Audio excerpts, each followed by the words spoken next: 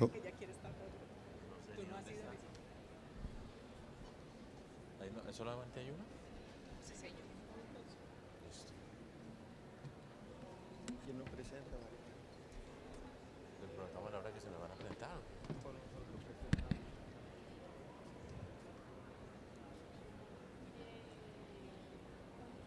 No, no, como ustedes digan, ustedes son los dueños del balón. Si quieren, yo les presento, pero me da una pena horrible, pero bueno, yo los puedo presentar. No, está súper. Además está súper. Guarda esto ahí que no haga esto. Ya lo hace.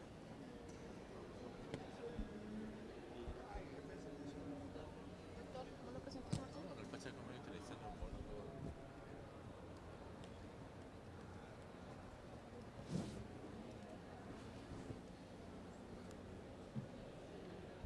Doctora.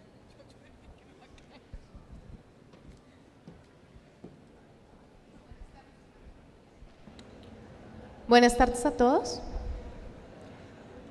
Gracias por aceptar la invitación de GSK al simposio promocional. Hoy vamos a hablar de toma de decisiones oportunas en el paciente con EPOC. El día de hoy contamos con dos panelistas de alto nivel, el doctor Manuel Pacheco, médico internista y neumólogo, director del posgrado de la Universidad, se me olvidó el nombre, Tecnológica de Pereira, y con el doctor Robin Rada, médico internista, neumólogo, director del programa de medicina interna del Hospital Militar. Doctores, bienvenidos y muchas gracias por este espacio que inicia en este instante. La invitación a todos es una alta participación y estaremos compartiendo micrófono para todo tipo de preguntas que quieran hacer. Bienvenidos.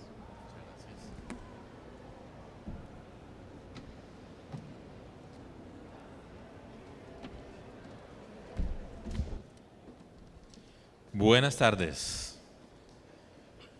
Bueno, me gusta mucho el título, toma de decisiones oportunas en los pacientes con EPOC, y realmente probablemente lo que más nos gusta es la compañía de ustedes, porque básicamente lo que queremos es probablemente conversar un poco sobre la realidad y cómo podemos nosotros empezar a repensar el enfoque del paciente con enfermedad respiratoria y en este caso con EPOC. Además les voy a contar una cosa, para mí es realmente casi que un honor y un privilegio compartir con el doctor Robin Rada, a quien conocí cuando empecé mi rotación en el Hospital Militar. Él ya era por supuesto profesor y he aprendido mucho en este camino del doctor Rada, no solamente desde el punto de vista de neumología, sino de esas cosas que uno aprende de los otros sobre la vida. Entonces, de verdad que para mí es un honor compartir con usted, doctor, y le doy la Bueno, bienvenida. realmente muchas gracias, Manuel, por esas palabras quizás inmerecidas, pero eso cuando le dice a uno el residente, pues uno se siente orgulloso, pero en el fondo dice cómo han pasado los años. Y de todas maneras me siento muy orgulloso más bien de todas las cosas que usted ha logrado y pues complacido de estar aquí. Más que una conferencia, queremos que esto sea un conversatorio en el cual podamos todos participar, en el cual todos podamos aportar. Y bueno, yo creo que es tiempo de empezar y saber que la enfermedad pulmonar obstructiva es sin duda alguna una enfermedad que está impactando en el sistema de salud y digamos que nosotros debemos direccionar siempre nuestros esfuerzos más que a tratar, a prevenir. Manuel, por favor la primera diapositiva.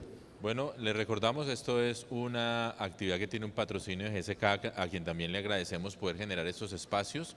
De todas formas, la información que nosotros vamos a compartir con ustedes es basada en evidencia científica, que van a encontrar las referencias y la van a poder revisar en cualquier momento. Aquí hay unos temas específicos que son necesarios por temas regulatorios que los conozcan, pero les repito, pues esto es una presentación académica. Esta es la declaración de mi conflicto de interés, aunque ahora el doctor es hablar de confluencia.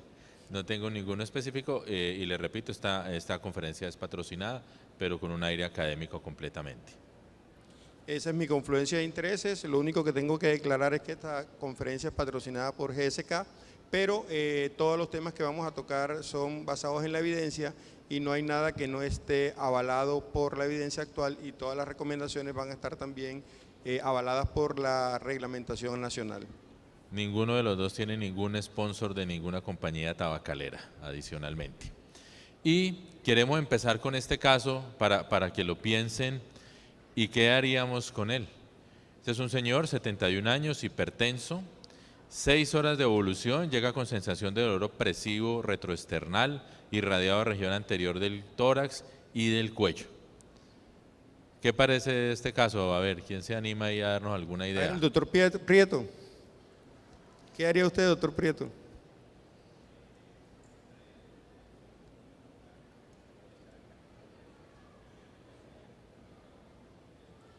O sea, lo acuesta en una camilla, le toma un electro y ¿qué más hace? Lo monitoriza. Perfecto. Bueno, muy bien, vamos pensando ahí, vamos construyendo qué haríamos con este paciente que creo que es rutinario en urgencias. Y ahora esta señora, 67 años, cuña adicional, las dos imágenes son hechas con inteligencia artificial. Es un sistema de esos de inteligencia artificial. 67 años, historia de POC y 24 horas de evolución, incremento de la tos que ella tiene, se silba el pecho, siente opresión torácica y va a urgencias. ¿Cómo enfocaríamos este caso? ¿Qué les parece? Yo le quisiera preguntar a Rojas, pero es que después Rojas quiere venir a ganar puntos porque el suegro está en el auditorio, entonces no sé quién más quiera participar. ¿Le preguntamos a una ginecóloga? Yo creo que eso es básico en el manejo. ¿Qué pareciera a este paciente? ¿Qué se animan? Doctora Portilla.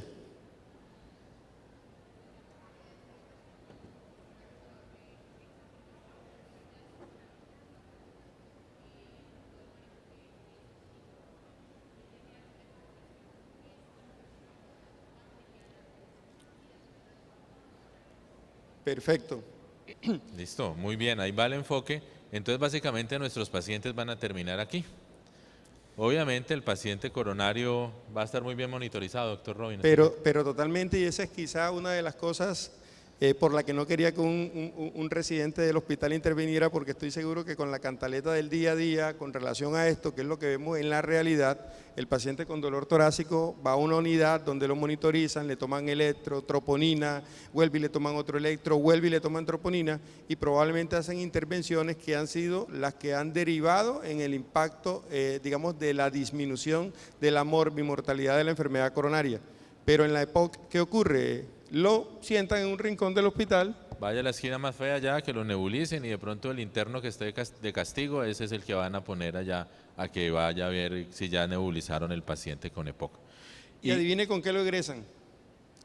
Si el paciente estaba con salbutamol, sale con salbutamol. Y le agregan bromuro de hipratropio. Y ese fue el cambio terapéutico después de la exacerbación. ¿Hacia dónde vamos? A mirar la realidad de cómo pudiéramos nosotros empezar a modificar la estructura de estos pacientes, porque en términos reales, ¿qué ha pasado con la enfermedad coronaria?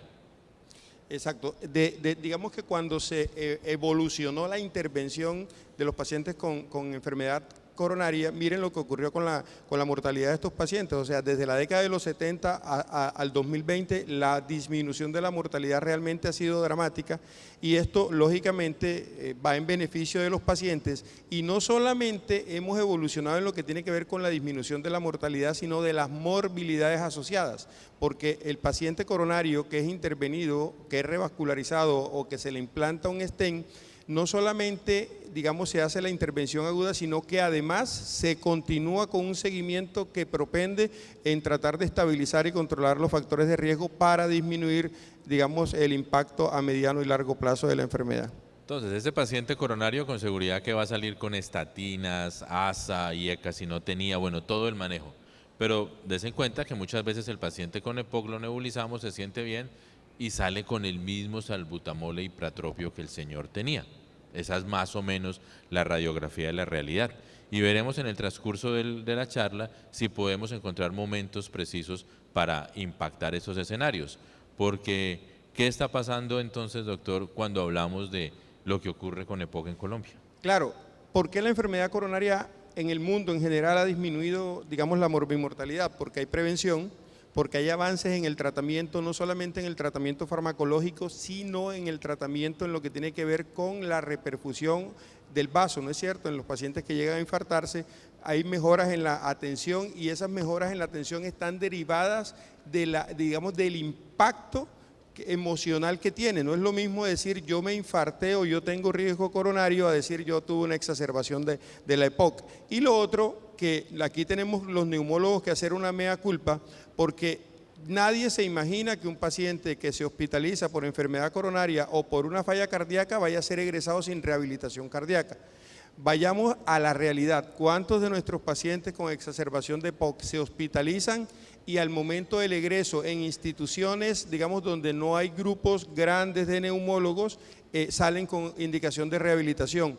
¿Cuánto se les hace un seguimiento real y estricto? Al comparar los pacientes con enfermedad coronaria versus los pacientes con exacerbaciones de EPOC, realmente vemos que hay una diferencia importante. Y lo otro es que realmente todos los médicos nos preocupamos más por controlar los factores de riesgo del paciente con enfermedad coronaria que del paciente que ha tenido una exacerbación de EPOC, teniendo en cuenta algo que vamos a presentar más adelante, o quizá olvidando algo que vamos a presentar adelante con relación a lo comórbido que puede llegar a ser un paciente que tiene EPOC.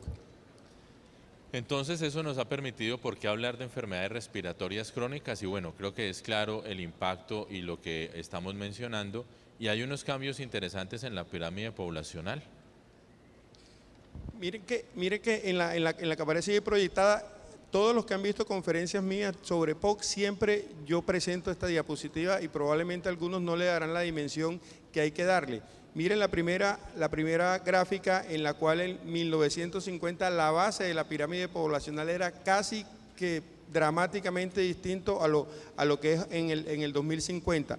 En el 2050, por primera vez en la historia de la humanidad, se calcula por proyecciones de la OMS que casi el 25% de la población va a tener más de 65 años. Eso va a implicar en impactos desde el punto de vista de los costos en los sistemas de salud. Y no podemos olvidar que las enfermedades respiratorias cada vez se posesionan más como una causa importante de impacto económico en los sistemas de salud. Y agreguémosle algo, recuerden que hoy los adultos mayores, por lo menos en uno u otro escenario, la mayoría tienen el nieto, la sobrina, qué sé yo. Lo que esperamos hacia futuro, recuerden que las familias hoy en día cada vez son más pequeñas, cada vez las personas deciden no tener hijos por razones personales, de pronto el gato o el cactus, y ellos no le van a ayudar el gato no lo va a ayudar a inhalarse. Entonces tenemos que generar culturas mucho más sanas y saludables cuando entren a esas edades mayores de la vida, porque probablemente sean personas que van a estar más solas de lo que tenemos hoy. Entonces necesitamos trabajar mucho en equipos, porque lo que conocemos cuando hablamos de prevalencia de enfermedad en Colombia, mire que es uno de los puntos casi que altos en cuanto a prevalencia comparado con nuestros países, con las regiones, por lo menos latinoamericanas, pero cuando comparamos eso con resultados de mortalidad, resulta que no nos va tan bien, porque nuestros índices de mortalidad, pues mire que pudieran mejorar y tener unos escenarios, digamos, un poco más efectivos. Entonces eso nos obliga a trabajar en cómo podemos evitar esas condiciones y en estos años de vida perdidos o condiciones de discapacidad que se generan en los pacientes. Porque empiezan a construir, y yo lo digo en las conferencias, un paciente que tiene EPOC vive en un vive en un tercer piso y donde vive no tiene ascensor. Esos pacientes empiezan a alimentarse tanto que algunas veces ni siquiera vuelven a salir de su casa. Así que es importante que tratemos de mirar cómo garantizamos en los pacientes mejores condiciones de calidad de vida y hablar sobre esos problemas. Por eso yo creo que aquí empezamos en general poniéndoles un mapa en contexto del problema y miremos en cuanto a problemáticas y prevención qué podemos hacer. Por alguna razón que no hemos logrado entender ni descifrar, usted le llega con cualquier molestia torácica independiente que tenga o no características coronarias, independiente o no que tenga factores de riesgo, y otra cosa más alarmante, independiente de la edad. No importa si tiene 20 o 30 años, cualquier sensación o disconfort torácico, usted le hacen inmediatamente un electro, le toman radiografía, le toman troponina, pero las personas llevan mucho tiempo presentando síntomas respiratorios de manera crónica y a nadie se le ocurre pedirle una espirometría ni una radiografía de tórax. Nos limitamos a darle un jarabe antitusivo, un broncodilatador, y entonces eso ¿en qué se traduce? En que estamos enfrentándonos a un gran subdiagnóstico, ¿verdad? El desconocimiento del riesgo de la enfermedad laboral también como causa de enfermedad pulmonar obstructiva crónica, la baja cobertura del tratamiento integral más por desconocimiento muchas veces o por menosprecio del impacto de la enfermedad en los pacientes y en el sistema de salud, reducción del control sobre los síntomas que incrementan la severidad, baja cobertura y acceso al tratamiento farmacológico. Todos los pacientes, un alto porcentaje de los pacientes por algún motivo solo tienen medicamentos de rescate y no están direccionados a recibir el tratamiento de control, mucho menos están reclasificados ni clasificados tampoco, y tampoco posterior al egreso, muchas veces siendo vistos inclusive por especialistas, el paciente sale con una terapia adecuada. La elevada participación de los costos evitables también sería muy importante que tuviéramos en cuenta, y de esta manera podríamos impactar de manera real en la historia natural de la enfermedad. Y démonos cuenta que muchas de estas intervenciones las podemos hacer nosotros, categorizando bien los pacientes, evaluándolos, solicitando la espirometría. Pudiéramos decir que en casi la mayoría de las ciudades intermedias y capitales hay espirometría. Pues utilicémosla para evaluar los pacientes y tratar de enfocarlos mejor. Factores de riesgo, sabemos que vivimos en un país donde el consumo de biomasas, la exposición es del día a día, así que debiéramos tratar de evaluar esos pacientes, porque finalmente ellos comparten unos factores de riesgo, tanto lo cardiovascular como lo respiratorio. Y cuando hablamos de lo cardiovascular, lo hablamos de una manera positiva, porque inclusive los resultados los acaba de mostrar el doctor Rada, cómo va disminuyendo la mortalidad coronaria, y realmente los podemos intervenir y eso está bien. Pero trabajemos un poco en la enfermedad respiratoria, no la dejemos atrás, porque finalmente ellos comparten factores de riesgo como el tabaco, envejecimiento, condiciones genéticas, y termina generando problemas de inactividad física, disfunción endotelial. Entonces mire que se comparten factores comunes que van a llegar a un desenlace de enfermedad cardiovascular y de enfermedad respiratoria. Y si no, ahí los pueden ver, miren el bronquio y miren una arteria, como se ven en momentos, digamos, de normalidad, y miren lo que ocurre cuando se enferman. Muy parecido, ¿cierto? Se ve muy parecido, y finalmente es un fenómeno donde perdemos a los pacientes, ya sea por una placa coronaria o por una obstrucción severa. Y esas obstrucciones severas de EPOC son un problema que debemos buscar. Doctor Rada, pero entonces, si los ponemos a los pacientes en contexto, ¿dónde está la mortalidad? ¿Es más cardiovascular o hacia dónde vamos? Fíjense ustedes que en la conferencia que precedió, en la que dictaba la doctora Milena García, le hicieron una pregunta al auditorio, ¿por qué no se considera a la EPOC como un factor de riesgo que puntúe en lo que tiene que ver con relación a la mortalidad cardiovascular? Por alguna razón Framingham, que es digamos la gran corte que tenemos a nivel mundial con relación a este tipo de factores de riesgo, no tuvo en cuenta a la EPOC para incluirla como factor de riesgo, y apenas la evidencia digamos se está construyendo. Pero miren lo dramático que son las cifras que allí aparecen en lo que tiene que ver con las enfermedades pulmonar obstructiva crónica en términos de mortalidad a 1 año, a 7 años, y lo que ocurre con los pacientes con enfermedad cardíaca. Hay un dato muy interesante también con relación a esto, a 30 días, a 90 días, perdón.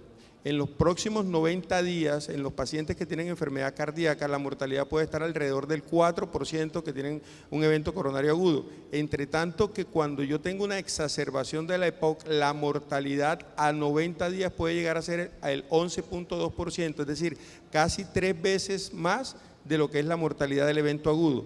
De tal forma que nosotros deberíamos dimensionar igual una exacerbación de la EPOC a un evento coronario. El evento coronario, ¿por qué reduce? Porque las intervenciones actualmente son efectivas. Desafortunadamente, nosotros aún estamos en deuda con nuestros pacientes en desarrollar estrategias tanto diagnósticas que de manera temprana nos indiquen intervención, como intervenciones que puedan modificar la historia natural de la enfermedad. hasta hace muy poco la mortalidad de la enfermedad no se había modificado. Apenas hasta ahora, con la intervención y con la aparición de los estudios de la triple terapia en los pacientes que tienen indicación, se modificó lo que tiene que ver con mortalidad en los pacientes con enfermedad pulmonar obstructiva crónica. Muy bien, y es que pesa también además la comorbilidad. Y mire que ustedes saben y ustedes los viven porque ustedes ven a los pacientes con EPOC todos los días. Este peso de comorbilidades, de arritmias, fibrilación auricular, hipertensión, es del día a día en estos pacientes. Entonces, si lo vemos como un factor adicional, probablemente seamos mucho más exigentes en también tener controlado el EPOC, porque vimos que se mantienen factores inflamatorios conjuntos que pueden empeorar la situación del paciente respiratorio. Ahora, doctor Rada, ¿eso aplica solamente, me imagino, que para los pacientes muy severos, con EPOC muy grave, o eso aplica en todos los escenarios de la EPOC?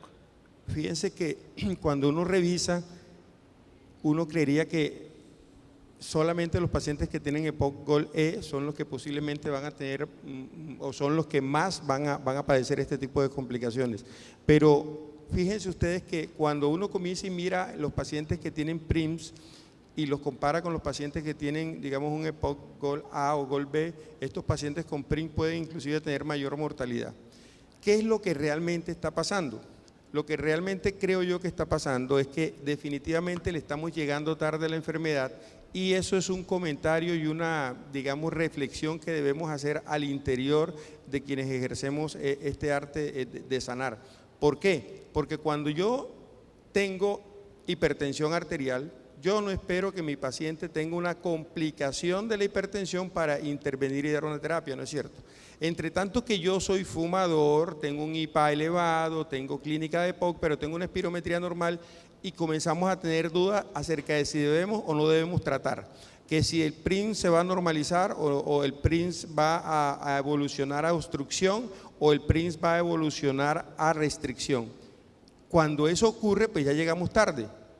Cuando nosotros esperamos la obstrucción, ya llegamos tarde, y por eso creería yo que definitivamente toda la comorbilidad que se genera en estos pacientes es secundaria a eso, a que llegamos tarde, y que muchas veces contemplamos a la enfermedad como una enfermedad restringida al pulmón.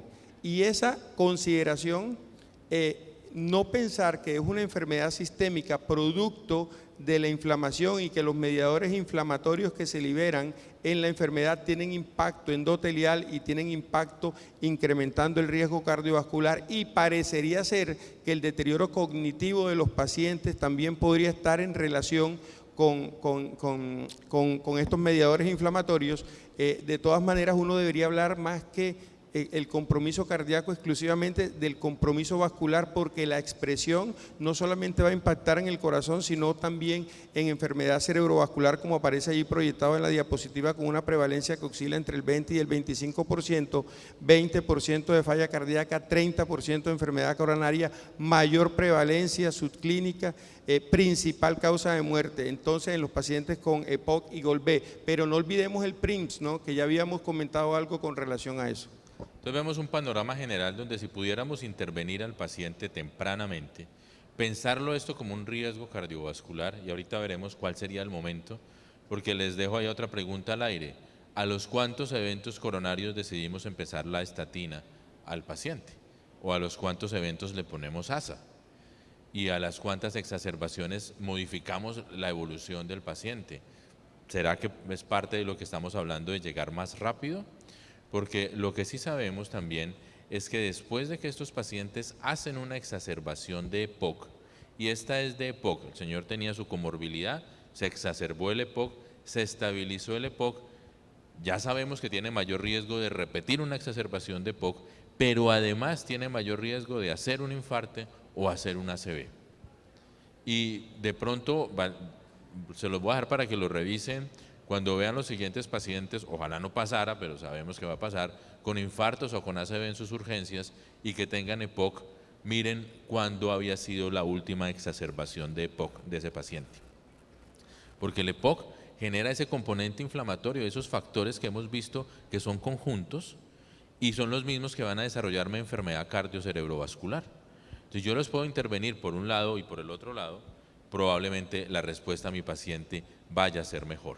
Y aquí vemos riesgos de infarto, de evento cerebrovascular, inclusive hemorragia intracraneal con ORs por encima de la unidad después 90 días de una exacerbación de EPOC.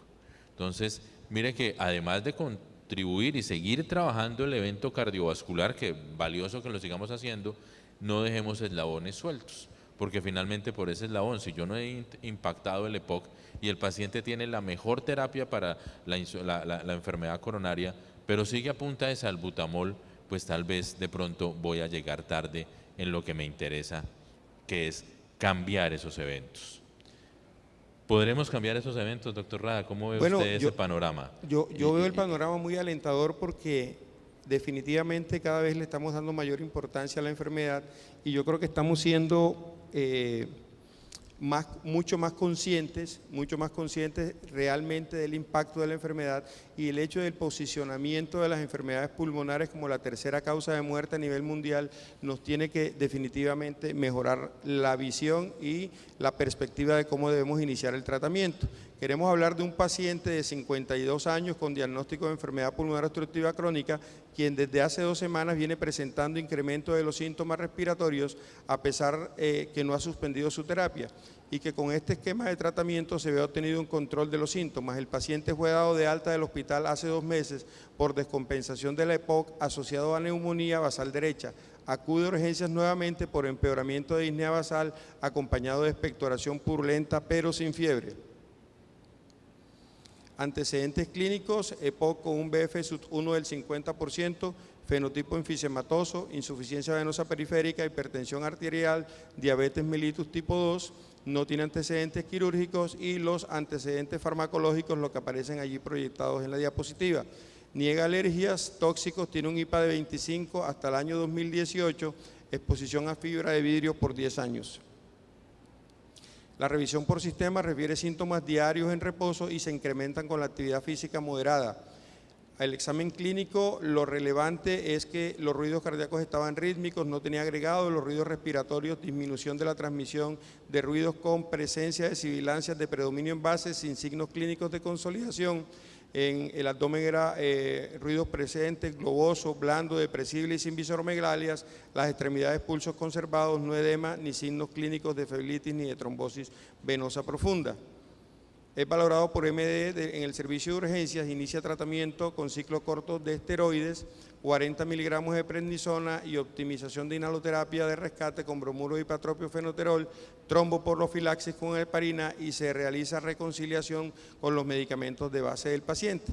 Esta es su radiografía de tórax, es una radiografía de tórax pues que realmente quizá tiene los cambios que aparecen allí proyectados asociados a la doble exposición que el paciente presenta. Y estos son los gases arteriales sin leucocitosis, con eosinófilos del 9%, con TO absoluto de 301, sin anemia y con volúmenes normales y recuento de plaquetas normal. La PCR está en 10, la glucosa en 84, la urea en 48, la creatinina 0,45, sodio y potasio dentro de límites normales y unos gases arteriales que nos muestran que tiene una acidosis respiratoria. Entonces, esta es la espirometría basal del paciente. Pero bueno, por lo menos ya tenía la espirometría. Ya tenía espirometría porque ya tenía diagnóstico de EPOC. Recuerden que muchas veces, y creo que les ha pasado, les llegan los pacientes inclusive con la bolsita de los inhaladores y ni siquiera tienen una espirometría. Este señor ya el diagnóstico de EPOC, una exacerbación hace 2 meses, en algún momento se la hicieron y hagamos espirometrías para evaluar a los pacientes. No es complejo el proceso y les va a ofrecer muchas ayudas a ustedes. Doctor Rojas, ¿usted qué haría? Muchachos, ¿nos pueden regalar un micrófono para el auditorio, por favor? Solo uno, ¿quién lo pasa?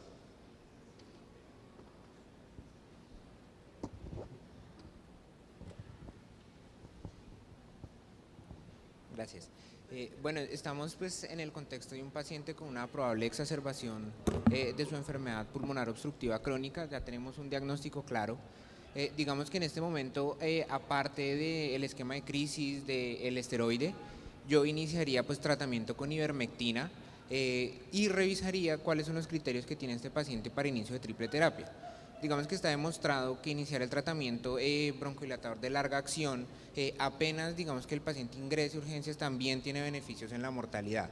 Entonces, ¿qué haría yo? Definir si está cursando con una exacerbación de origen infeccioso o no, que no es el caso, optimizar el tratamiento farmacológico para ver si requiere o no triple terapia, y una vez digamos que el paciente esté saliendo de estas exacerbaciones, iniciar rehabilitación pulmonar y el esquema de vacunación.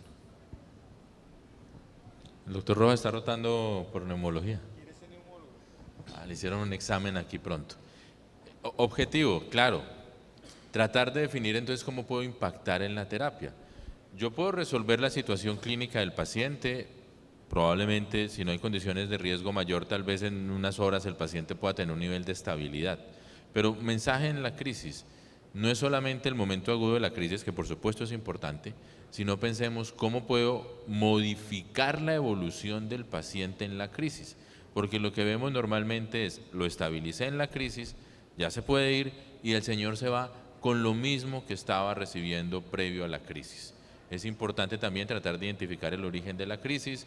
Sería que lo invitaron a un sancocho y llegó cuando leña y llegó cuando estaba ahí. Yo a mis pacientes les digo, si los invitan asados, lleguen tarde para que no les toque el humo de la leña. ¿O será que el señor viene con un deterioro, una exacerbación hace 2 meses, mala señal? Incluye lo que conocemos, sabemos que después de la primera, a los 3 meses viene la segunda, que puede ser peor, y no sabemos si después viene el infarto o el ACV. Entonces, de acuerdo, reevaluar, definir, y probablemente sea un paciente que necesitemos cambiar la terapia, obviamente después de evaluarlo y descartar otros factores agregados. Bueno, yo continuaría y evidentemente la respuesta del doctor Rojas fue correcta, 10 puntos para la entrevista de neumología cuando se presente, doctor. Pero tenemos que tener en cuenta que es muy importante que nosotros también le demos la dimensión a la enfermedad y que una vez un paciente presente una exacerbación, le demos la seriedad del caso, porque es que realmente menospreciamos la exacerbación y el paciente sale sin indicación de consulta para neumología. Usted se infarta y sale inmediatamente con una orden de control para cardiología. Entonces, el paciente amerita, necesita atención especializada. De tal forma que después de una exacerbación, el paciente, lógicamente, intrahospitalariamente, lo ideal es que sea valorado por neumología, ¿sí? O en su defecto medicina interna si hay problemas, digamos, con la presencia de neumología en la institución en la que estemos. Sabemos que hay mayor disponibilidad generalmente de internistas, entonces tiene que tener atención médica especializada. Tenemos que realmente garantizar que el paciente lo que tiene realmente es EPOC y hacer un diagnóstico, y el diagnóstico se hace con pruebas funcionales pulmonares, y que el tratamiento se optimice. Y el tratamiento ya dejó de ser hace mucho tiempo. Ya pasamos la edad de piedra de la enfermedad. La edad de piedra de la enfermedad era en la que dábamos exclusivamente terapias y escalonábamos la terapia dependiendo de la presencia de síntomas o de los niveles del BF-1. Afortunadamente estamos en el renacimiento desde hace algunos años del tratamiento de la enfermedad, y este renacimiento implica que debemos clasificar y fenotipificar nuestros pacientes para poder darle la terapia ideal. Y esto, Manuel, lo hacemos también simultáneamente identificando los factores de riesgo de exacerbación, los cuales son claves para optimizar la gestión médica. Sí, y la tabla o lo que hemos venido trabajando, hay algunos documentos que lo han tratado de plasmar muy sencillos en definir factores de riesgo. Exacerbaciones previas, por ejemplo, disnea evaluada probablemente en MMRC como factor de riesgo, y un elemento importante que es el BF1 o el BEF1 o BEPSUF1, que lo van a encontrar en la espirometría. Por eso les digo, la espirometría no solamente les va a servir para hablar de categorizar o diagnosticar, sino también para muchos elementos. Además, empecemos a perfilar los pacientes y probablemente miremos el eosinófilo. Hemos entendido cada vez más del papel del eosinófilo en el componente de la enfermedad respiratoria, y no solamente en asma, sino en EPOC. También nos ayuda a por lo menos perfilar algunas categorías para definir qué otra terapia podemos agregar a los pacientes. Mire que los cardiólogos nos llevan, ustedes estarán diciendo, estos manes le tienen una envidia a los cardiólogos, y es verdad. ¿Sí? Porque los cardiólogos fueron quienes nos precedieron en lo que tiene que ver con biomarcadores. los cardiólogos empezaron a utilizar biomarcadores para el diagnóstico de los eventos agudos de la enfermedad coronaria y cada día han ido avanzando más. Nosotros estamos dando nuestros primeros pasos.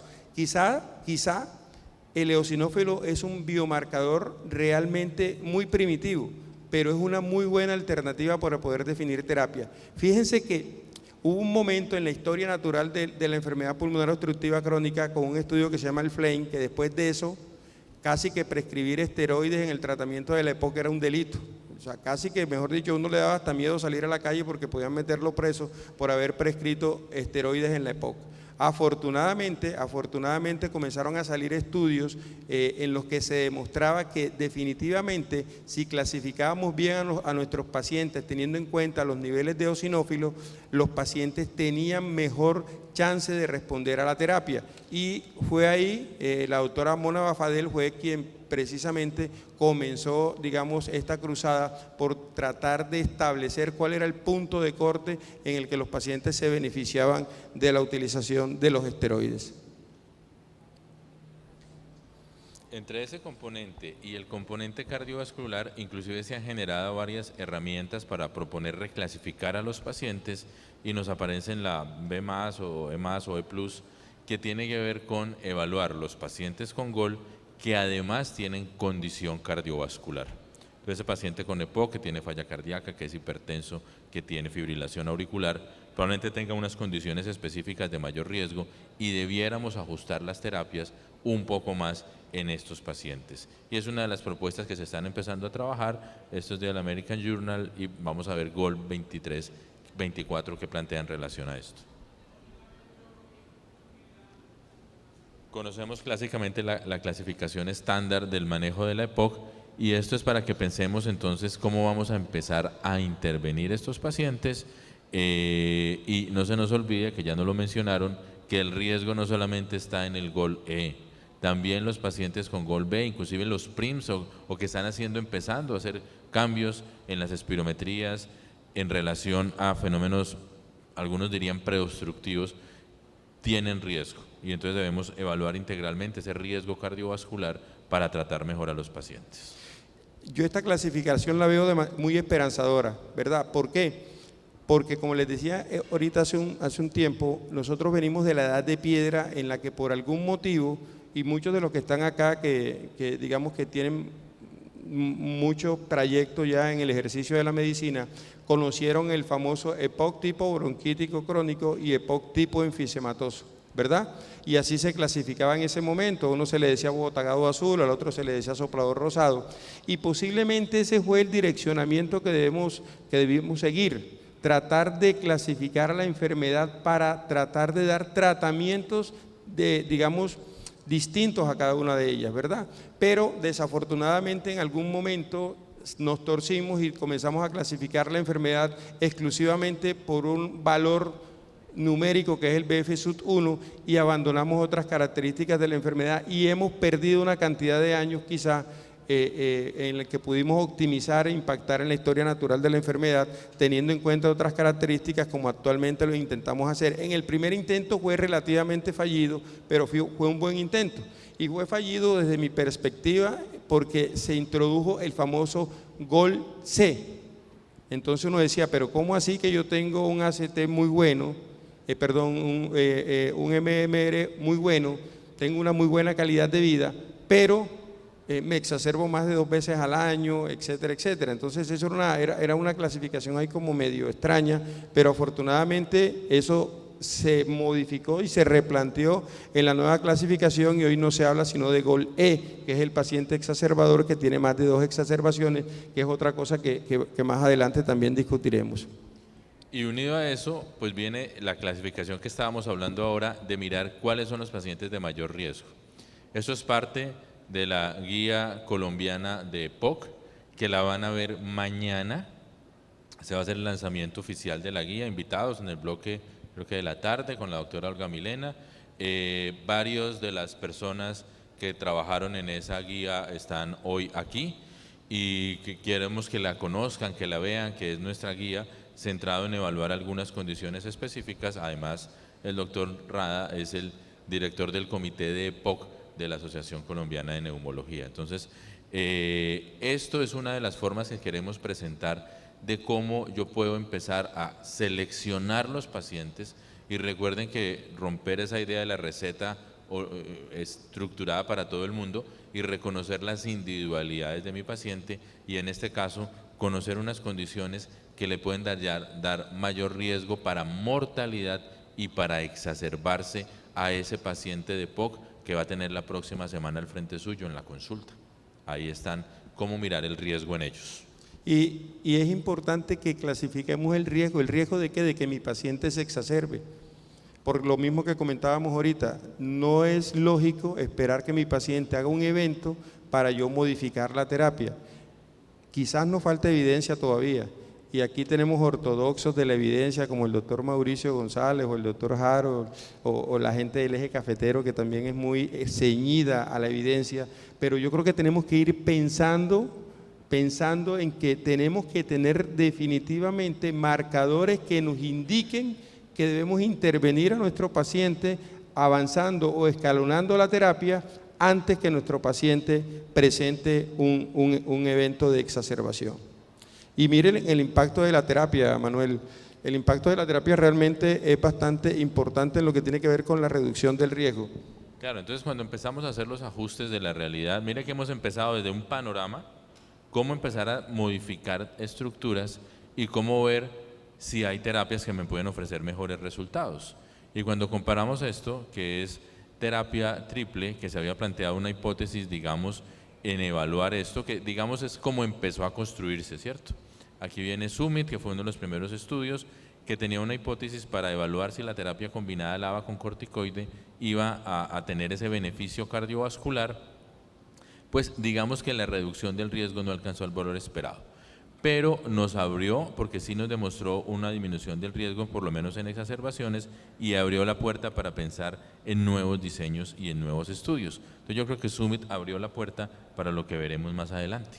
Y miren que la reducción del riesgo no es menor, ¿no? 12%, y una reducción absoluta del riesgo del 0.7%, que también es bastante importante.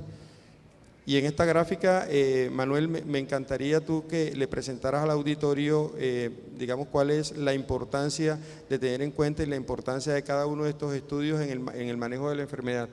Lo que nosotros tratamos de mostrarles es la evidencia y el camino de construcción. Partimos de Summit, se los acabamos de mostrar, y aquí ya se empezaron a plantear terapias que combinaran lo que conocemos normalmente como triple terapia cerrada. En un solo dispositivo, los 3 medicamentos que se están utilizando en este momento para la vía obstructiva de la enfermedad respiratoria: LAVA, LAMA, corticoide. Y como combinados en un solo dispositivo, creo que de medicamentos combinados sabemos mucho en cuanto a adherencia, a que el paciente lo use de una forma más regular. Empezamos ya, digamos, que un punto adicional, y tenemos entonces esta serie donde hay un grupo con Trinity, el de Fulfill Impact, y Cronos y Ethos. Estos estudios nos empezaron ya a mostrar unos resultados adicionales, y empezó a discutirse, porque ya veremos algunos resultados, si podíamos empezar a hablar de reducción de la mortalidad en EPOC asociado a medicamentos. Porque hay 2 grandes cosas que a uno siempre le preguntan en las rondas: ¿qué ha mostrado disminuir la mortalidad en EPOC? Se le van a decir dejar de fumar y utilizar oxígeno de acuerdo a los parámetros aprobados por Nelson y por el NOT Trial. Pero los medicamentos siempre empezaron a generarse algunos espacios de duda, y empezamos a tener entonces estos diseños, y de ahí fueron donde salieron. Y evidentemente se demuestra que tenemos un impacto en la mortalidad, y cuando se hacen los análisis, posiblemente ese impacto en la mortalidad deriva de la disminución de las exacerbaciones. Pero nosotros queremos hacer especial énfasis en una cosa: en un dispositivo único para suministrar la terapia. El primer estudio que se realizó hacia finales de la década de los 90, que demostraba que dar la inhaloterapia en un solo dispositivo era mucho más efectiva que dar la inhaloterapia de los mismos medicamentos a las mismas dosis en dispositivos distintos, fue un estudio que se llamaba el estudio FACET. Ese estudio demuestra, en ese momento, fue un estudio realizado en asma, hay que aclarar eso, demuestra que dar la medicación en un mismo dispositivo tenía mejores resultados que dar los mismos medicamentos a las mismas concentraciones, pero de manera independiente. Quizás el estudio bandera, Manuel, que nos gustaría compartir con el auditorio es el IMPACT, ¿no? En el cual se establece la triple terapia y se realiza un estudio que realmente yo creo que demuestra que le cambia la historia natural a la enfermedad. Y ese estudio pues compara fluticasona furuato umeclidinium bilanterol versus furuato de fluticasona bilanterol versus umeclidinium bilanterol. ¿Por qué se incluye la terapia LABA-LAMA? Porque resulta que ustedes saben que en estudios previos se decía que pues, la combinación en este caso, por ejemplo, de un LABA con un LAMA, daba mejor respuesta que la terapia que habitualmente veníamos utilizando en esos momentos y además reducía el riesgo de complicaciones, la complicación más temida de la utilización del esteroide, que era las complicaciones, la neumonía específicamente. Entonces ese estudio se realiza y esto nos demuestra el estudio. Entonces empezamos a encontrar, y miren, aquí ya vemos resultados evaluando mortalidad, ¿cierto? Ya son subanálisis que se han venido corriendo en reducción a esa reducción de mortalidad con esta triple terapia. Y podemos encontrar la siguiente, doctor. El resultado que efectivamente cuando se hace la maniobra para comparar en ambos escenarios versus LABA-LAMA versus LABA con corticoide, se encuentra disminución en mortalidad. Entonces digamos que fue el primer estudio con datos prospectivos. Eso es importante desde el punto de vista del análisis epidemiológico, que demuestra una reducción de riesgo de mortalidad, y ahí están las reducciones. Estamos hablando de una reducción relativa del riesgo de 28% versus LABA-LAMA y del 18% versus LABA corticoide.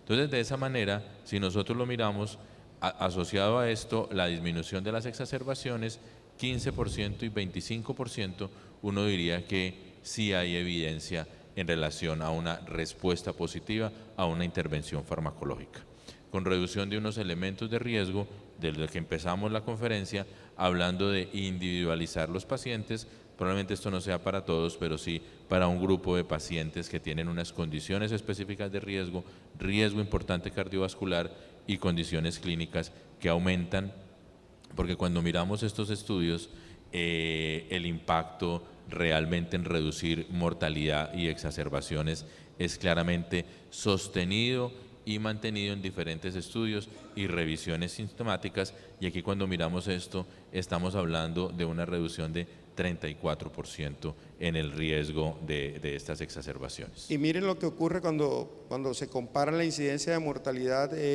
esteroide inhalado, LABA-LAMA y LAMA-LAMA, ¿verdad? También es significativo desde el punto de estadística la diferencia, y yo creo que para nadie queda duda que en el paciente que tiene indicación, en el paciente que hemos estudiado y que hemos reclasificado, digamos de manera precisa, teniendo en cuenta las recomendaciones actuales de la literatura, no hay duda en que debemos dar la triple terapia. La reducción de la mortalidad de la triple terapia en el diagnóstico no impacta en el riesgo cardiovascular, pero por supuesto que sí. Sí. Y mire que aquí miramos cada uno de los elementos con sus respectivos factores de riesgo, como falla cardíaca, fibrilación, diabetes, inclusive hipertensión pulmonar. Sabemos que esos pacientes con EPOC tienden a hacer fenómenos de hipertensión pulmonar, que sería el grupo 3, y utilizar el dispositivo único, pues al final va a impactar de manera directa en el riesgo cardiovascular. Hay un eslabón que tenemos que unir ese cómo impactan esos medicamentos en el riesgo cardiovascular. Bueno, en eso estamos, porque usted puede comparar lo que impacta la reducción absoluta del riesgo en relación a la triple terapia, a tabaquismo y a protección cardiovascular. No sé si en un futuro, además de las listas que sabemos de medicamentos para el riesgo cardiovascular, pudiéramos decir y tratar a los pacientes con estas moléculas adicionalmente lo ofrecen. Pero lo que sí es claro es que hay una tendencia a encontrar la reducción. Y no se les olvide en trabajar el tema del tabaquismo. Yo creo que el tema del tabaquismo lo tenemos de lado y es parte fundamental de las terapias. Pero tenemos que, digamos, como dicen, reinventarnos en el discurso, porque esa famosa frase, si no deja de fumar, no vuelva, ¿qué hizo el paciente? No volvió. Entonces tenemos que no podemos señalar al fumador. Creo que nosotros estamos a un nivel que entendemos los cambios que se producen en neuroreceptores a través de la nicotina y el impacto que produce, es un impacto real. Debemos es trabajar en cómo podemos apoyar mejor al paciente y hacer mejor la consejería que la hemos olvidado. Hay un fenómeno muy sencillo, una práctica que se llama consejería breve en cesación del tabaco, que es hablar 3 minutos con la persona. Eso no lo hacemos, porque generalmente usted fuma así, señor, deje de fumar, y seguimos en el proceso. Pues eso se lo dicen todos los días hasta en la casa. Tratar un poco diferente, y me le voy a robar aquí un segundo, con un ejercicio que lo hice el año pasado, y vamos a ver si este año se acuerdan. Vamos a tratar de que el cerebro no piense en negativo, pónganle cuidado. Quiero que por favor no piensen en un postre. ¿Venía postre en la cajita? Uy. Laura. ¿En qué pensaron? Pensaron en un postre. Es que el cerebro no sabe pensar al revés. Entonces, si usted le dice al Señor, Señor, no fume, ¿en qué creen que lo primero que le va a llegar a la cabeza al Señor, qué es? El cigarrillo. Tal vez la pregunta pudiera ser, ¿usted sabe los riesgos que se está exponiendo por fumar? Cuando estamos hablando con un paciente fumador, necesitamos que nos abra la puerta, que nos deje entrar. Hay unas generaciones muy jóvenes, pero a los que un poquito más grandes, había una época donde habían vendedores puerta a puerta. Y yo me acuerdo que vendían enciclopedias. Entonces tocaban en la casa y si usted los dejaba entrar, terminaba con una enciclopedia, con seguridad, porque lo convencían de comprar. Entonces hay que tratar de que el paciente le abra la puerta. ¿Cómo? Sí, doctor, yo sé que eso puede producir cáncer, y usted por ahí se mete. ¿Qué es lo que más le disgusta de fumar? Ah, doctor, lo que pasa es que yo tengo unos nietos chiquitos y casi no puedo ir allá porque llego oliendo a cigarrillo y no me dejan entrar. Listo, yo le voy a ayudar a que pueda ver a su nieto. Y hablen con el paciente, no lo señalemos, porque debemos trabajar en intervención del tabaco, que también va a llevar a protección cardiovascular. Y fíjense que en el hospital hacemos una encuesta, porque el tabaquismo no solamente impacta en la salud pulmonar, el tabaquismo impacta, como ya sabemos, en la salud cardiovascular, impacta en la condición neurológica del paciente, en mayor número o mayor prevalencia de disfunción eréctil. Por ahí se le puede meter a los hombres, por ejemplo, y a las novias. Entonces, llama la atención que los pacientes salen de endocrino, salen de cardio, y quizá en el único sitio donde realmente se hace un intento porque el paciente deje la cesación tabáquica es en neumología. En las demás especialidades clínicas, a pesar de que el cigarrillo puede tener impacto en todos esos escenarios, ni siquiera lo mencionan, ¿verdad? Pero volviendo y retomando el tema, ¿cuál es el principal factor de riesgo para que yo me exacerbe? Que haya tenido una exacerbación previa. Y aquí también impacta la terapia triple, ¿sí? La terapia triple también impacta en hacer que la próxima exacerbación del paciente se demore mucho más tiempo en volverse a presentar. Yo tengo mayor riesgo de exacerbarme si previamente he tenido una exacerbación, pero si además previamente he tenido una exacerbación, pero no se me ha reclasificado y no se me ha suministrado la terapia acorde a mi condición clínica, posiblemente la exacerbación va a presentarse de manera más temprana. Y tenemos evidencia de que los medicamentos han logrado disminuir también el tiempo de la primera exacerbación. Entonces mire, como hemos venido abordando, y gran parte de esto probablemente no sea fácil a veces el acceso a consultas de neumología, pero casi en la mayoría de los centros probablemente ustedes tengan la primera línea con esos pacientes. Y la valoración y el abordaje desde el punto de vista de la valoración que haga el internista es clave para el abordaje del paciente. Porque aquí viene una pregunta, entonces, ¿a las cuántas exacerbaciones o en qué momento debo yo decidir la modificación de la terapia? ¿Me puedo adelantar? ¿Es una opción, doctor Rada? Esa pregunta quizás no tenga respuesta hoy día con la evidencia que tenemos. Se está corriendo estudio en España en el cual están intentando demostrar primero si realmente impacta en la evolución natural de la enfermedad dar la triple terapia en los pacientes que tengan indicación teniendo en cuenta el riesgo de exacerbación. si eso impacta o no impacta. Pero quizá lo que queremos transmitir nosotros en este conversatorio es, hombre, ¿por qué debo permitir que un paciente tenga a 90 días una mortalidad que puede llegar a ser hasta el 11.2% en el caso de presentar una exacerbación grave? ¿Por qué debo permitir que eso ocurra? La pregunta y hacia donde debemos direccionarnos nosotros es a tratar de identificar cuál es el paciente que tiene mayor riesgo y ojalá la evidencia que debe salir muy pronto nos indique a qué paciente debemos adelantarnos a la exacerbación. Porque como les digo, no es lógico esperar que mi paciente tenga un evento médico que lo expone hasta en un 11% de tener una mortalidad en los próximos 90 días. Muy bien, y entonces cuando supieron que el doctor Rada iba a presentar este conversatorio, inmediatamente en Annals de ATS le mandaron este documento, que des en cuenta que es de agosto de la semana pasada. Supieron que el doctor venía y evaluaron grupos, por ejemplo. Que iba a estar Mauricio en el auditorio y la doctora Giraldo. Ellos sabían. Y Harold ahí puyándolos. Él creo que fue uno de los que nos ayudó con el correo. Evaluando los riesgos de iniciación temprana de triple terapia para prevenir esas exacerbaciones, obviamente en pacientes con EPOC. Entonces ahí tienen un standard care, el cuidado básico, el paciente tenía su terapia, o una iniciación temprana después de que el paciente tuviera los criterios de elegible, que era que ya hubiera tenido la segunda exacerbación o una sola pero severa.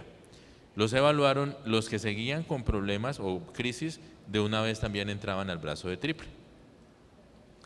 ¿Y qué encontraron? Eso está publicado, por favor bájenlo, revísenlo, realmente reciente. El inicio temprano de la terapia ofreció beneficios reales para esos pacientes con alto riesgo y se logró disminución en las exacerbaciones totales y en las exacerbaciones severas o muy severas. Entonces esto digamos que termina de construir o soportar la evidencia de lo que hemos venido hablando de la intervención general del paciente. Desde un principio, desde por qué está impactando la enfermedad, cómo seleccionar los pacientes, cuál es el riesgo y qué debemos hacer. Porque finalmente también hay una tendencia, y esto es un documento oficial de la Sociedad Española de Enfermedad Respiratoria, donde ellos miran el manejo multidisciplinario del paciente con enfermedad crónica pulmonar, y eso incluye la evaluación cardiovascular y respiratoria, y yo soy un convencido de que los equipos multidisciplinarios los deben estar centrados en el internista, porque es quien tiene la mirada global del paciente y el apoyo de las diversas especialidades que se requieran en la condición específica. Pero yo creo que el internista juega un papel fundamental en estos equipos multidisciplinarios. Entonces, ahí les presentamos la evidencia de un manejo global hacia la disminución y seguir cambiando la condición de vida de estos pacientes, que cuando se recuperan o cuando mejoran su condición probablemente impacte en su vida diaria. Bueno, y para concluir, tenemos que tener claro que la EPOC y las enfermedades cardiovasculares son enfermedades crónicas comúnmente encontradas como comorbilidades en pacientes adultos mayores con factores de riesgo en común, principalmente el tabaquismo.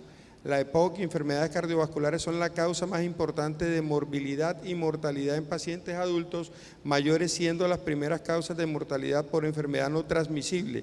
Es necesario corregir los factores de riesgo e identificar las variables que ponen a nuestros pacientes en riesgo de mortalidad para corregir los desenlaces. Identificar y tratar adecuada y oportunamente las comorbilidades en los pacientes ayuda a reducir la mortalidad de los mismos. Y yo quiero agregar que nunca nos olvidemos que la EPOC es una enfermedad inflamatoria y que la inflamación posiblemente es la causa y la génesis de todas las complicaciones que se derivan de la enfermedad. Entonces, fue para nosotros realmente muy placentero estar acá y me llena de satisfacción haber compartido el escenario contigo, Manuel. Para mí también, doctor Robin, y con ustedes. Muchas gracias. Pasa la de que sigue.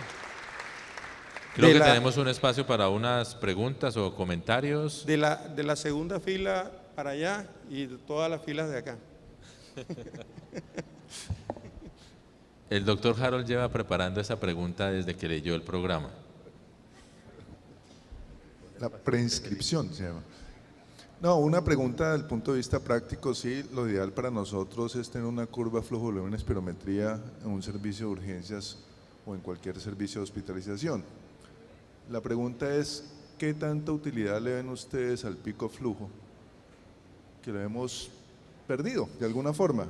En asma sigue siendo muy útil, la quiero escuchar la opinión de ustedes en EPOC.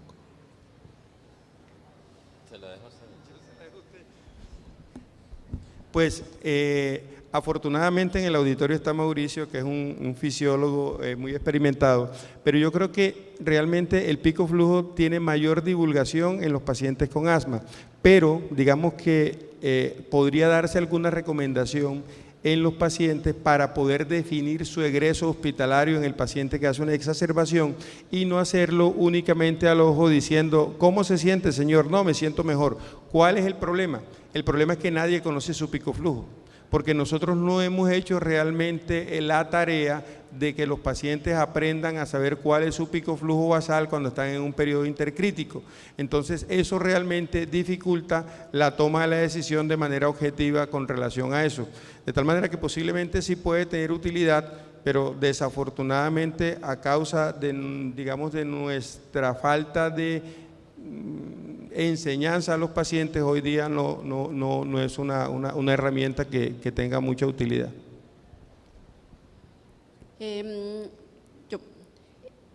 Me gustó muchísimo pues todo el conversatorio.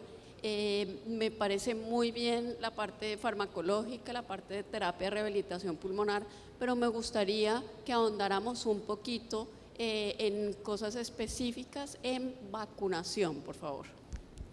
Sí, cuando estábamos preparando la presentación, quizá ahí discutimos sobre introducir, digamos, la vacunación en el tratamiento de la enfermedad. Sin duda alguna, los pacientes se benefician de vacunación.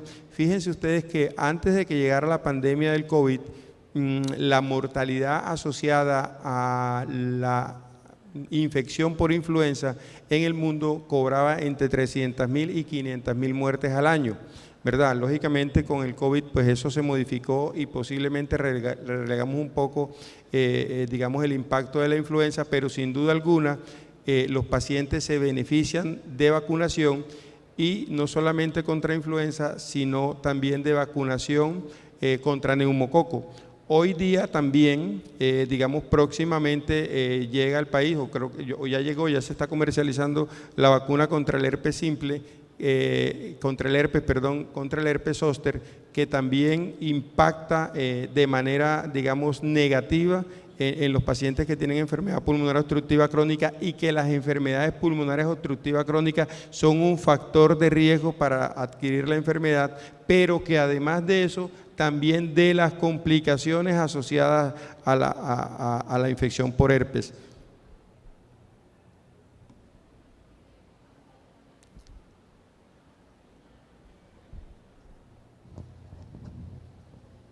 Y de otros medicamentos como los liofilizados bacterianos.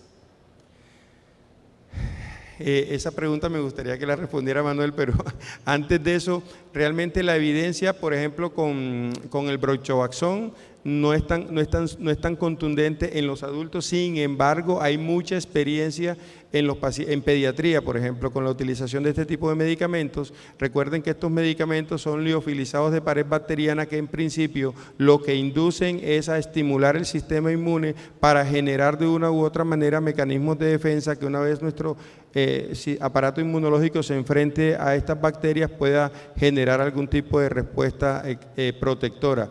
Hay otros tipos de medicamentos que también son inmunoestimulantes, pero realmente la evidencia es muy pobre, el Adimod, por ejemplo. Y con relación al que popularmente se utiliza, que es el Engistol, creo que es, realmente la evidencia sí es cero. Sí, yo creo que ahí el problema es en el diseño de los estudios, aunque probablemente algunos los hemos utilizado en algunos escenarios, mejor o mayor respuesta, pero esas típicas respuestas de de medicina basada en experiencia que probablemente sea el nivel más bajo en cuanto a evidencia científica. Me dieron la respuesta, probablemente algunos tengan mucho más y algunos, por ejemplo, en otitis o infección respiratoria alta en niños, aparentemente le ha ido muy bien. Y de ahí uno empieza como a construir. Pero pues un diseño robusto en ese sentido creo que probablemente haga falta y lo debiéramos tener. Así como también vemos, por ejemplo, los mucolíticos, por ejemplo, el impacto de N-acetilcisteína, eso tiene ya unos estudios más robustos hablando en exacerbaciones en paciente bronquítico crónico. Pero bueno, creo que son herramientas que hacen parte de esa evaluación multidimensional del paciente. Bien me lo mencionó la doctora en relación a vacunación. No olvidemos nutrición, por ejemplo. Los pacientes generalmente pierden masa muscular y no solo es rehabilitación, sino nutrición. Si uno hace toda esa evaluación integral del tratamiento, les aseguro que los datos de mortalidad van a cambiar y la calidad de vida y condición clínica de su paciente también va a mejorar. Listo, muchas gracias, realmente muy buena la conferencia y el enfoque y el mirar unos aspectos que hemos olvidado. Yo quisiera hablar un poquito del patrón PRIMS y ustedes qué opinan, porque finalmente es un patrón espirométrico y hay que acordarse que la función pulmonar nos da un patrón funcional, pero no un diagnóstico de una enfermedad. Si bien es cierto que se asocia a desenlaces adversos, el PRIMS puede ser un EPOC, pero puede ser una falla cardíaca, una enfermedad intersticial.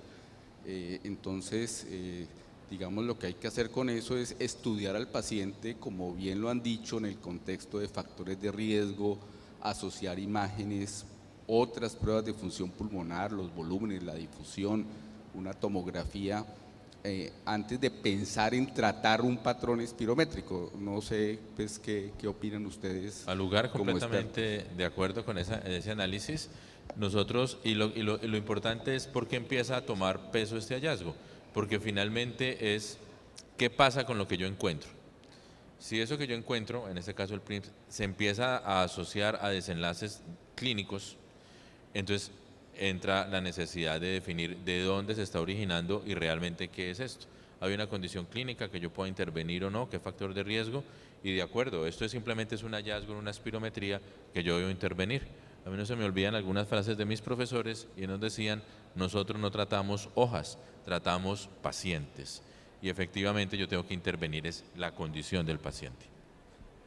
Yo creo que en el PRINS lo más importante es el seguimiento, pero también tenemos que tener en cuenta el comportamiento clínico del paciente, porque no es lo mismo que yo tenga un paciente que tiene PRIMS, que tiene falla cardíaca y que yo probablemente atribuyo el cambio espirométrico a la falla, o que tengo un paciente que tiene PRIMS, tiene el antecedente de tabaquismo, tiene un IPA que puede probablemente relacionarse con la enfermedad, pero además tiene síntomas, ¿verdad? Tiene síntomas y los síntomas me sugieren que son síntomas de un paciente bronquítico crónico y eso está impactando en la calidad de vida del paciente porque está tosiendo, porque tiene aumento en la producción de secreciones.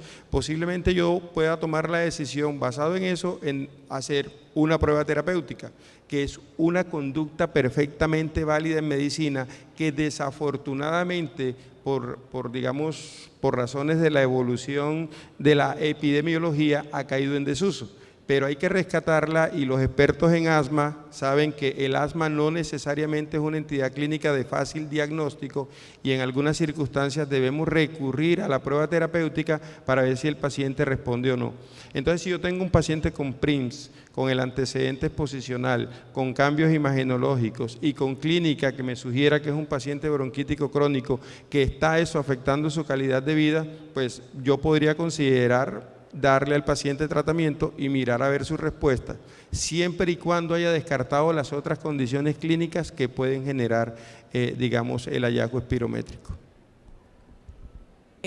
Yo tengo una pregunta, Robin, Manuel, muchas gracias por la charla, muy bueno el conversatorio.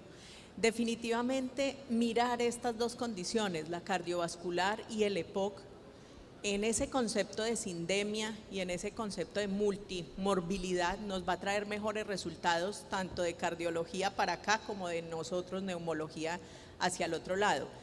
Cuando hacemos esta presentación en distintos escenarios, a mí me quedan dos preguntas.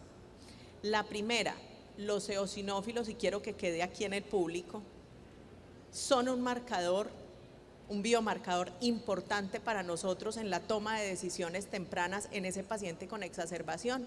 Y la segunda, no solo el artículo que vio Manuel de ATS 2024, que salió hace pocos días, habla del impacto que tiene la prescripción de la terapia triple después de que un paciente nos hace una exacerbación, sino que existe, y ustedes creen que existiría ese momento de esos 30 días que hablan la mayoría de los artículos para hacer esa intervención y generar impacto en mortalidad, ¿sí o no? ¿Qué opinan? Cuando uno habla, por ejemplo, de una patología como hipertensión pulmonar, hay una frase que es actuar rápido y pegar duro, porque esto va a llevarse el paciente. Pero uno lo empieza a mirar en otros escenarios y a veces nosotros, yo no he podido explicar del todo por qué, pero no me gusta la palabra inercia, porque yo no creo que los médicos seamos inertes, sino que a veces tenemos como unas expectativas específicas, nos demoramos en tomar decisiones. Pero es evidente que cada vez tenemos más evidencia, obviamente nosotros tenemos que trabajar con base a información real, no a supuestos, pero cada vez tenemos más datos, y lo que menciona la doctora Ángela es correcto, de empezar a trabajar rápido con el paciente. Inclusive, hablando por ejemplo de otras alternativas, como mencionaba la doctora, en rehabilitación pulmonar, hay estudios de empezar rehabilitación pulmonar en el paciente durante la hospitalización, ahí mismo, ahí, en esa misma cama, y eso demuestra disminuir. Entonces yo sí creo que debiéramos ser mucho más rápidos en analizar los pacientes. No es salir corriendo a prescribir, sino en analizarlo rápidamente, porque de pronto se descompensó fue por falla y entonces pues yo tengo que mirar qué pasó con la falla. Pero si realmente la respuesta está ahí, sí debo intervenirlo rápido, cada vez con más evidencia para mostrar mejores resultados. Y el eosinófilo, creo que Robin lo dijo, probablemente sea uno de los marcadores que más podamos utilizar en este momento, y eso nos habla de un fenómeno inflamatorio, y ese fenómeno inflamatorio puede perpetuar la respuesta y puede complicar la condición de mi paciente. Entonces creo que sí vale la pena mirarlos y sí vale la pena actuar rápido. Solo un comentario, estamos en un simposio promocional de Trelegy, y Trelegy está indicado en los pacientes que ya previamente hayan recibido otra terapia broncodilatadora, solamente para eso. Es nueva evidencia que presentan los doctores, pero nuestra indicación en Colombia es con terapia previa. Bueno, pase la última para poner el paciente feliz. Y la idea es que nuestro paciente tenga una condición tranquila, pueda vivir haciendo lo que le gusta. Si el paciente quiere venir a Cartagena al Congreso de Medicina Interna, pues que pueda venir y que no sienta el temor de qué va a pasar si viajo o no viajo, salgo o no salgo, porque probablemente eso es lo que intervenimos. A nosotros nos preocupa mucho el eosinófilo, el BEF1, la falla cardíaca, pero al paciente finalmente no le interesan esos números.